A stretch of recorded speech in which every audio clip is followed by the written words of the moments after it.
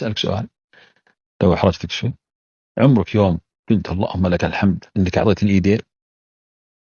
ابدا ما تخطر في بالي ولا في بالك، صح ولا لا؟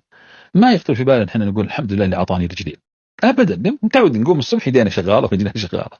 انا اذكر في واحد قصه شخص معاق كان مبتور اليدين، يعني عنده يدين لكن صغيرات ما تخدمه. كان مره من المرات رايح المناسبه، فلما راح للمناسبه كان معه دائما مرافق خاص يخدمه. الرجل يحتاج اكرمك الله دورة المياه، فيتصل على المرافق اللي معاه، جواله كان مغلق او شيء، يمكن الشاحن خلص او شيء وراح، يعني ما توقع انه يبغاه، وهذا كان محصور. فنادى واحد من اقاربه قال تعال، قم تعال معي ابغاك، وراح معه. قال وين؟ قال ابغى دورة المياه. افتح الباب، فتح الباب دخل. قال وين رايح؟ تعال. قال ايش تبغى؟ قال نزل لي ملابسي، انا ما معي يدين انزل ملابسي.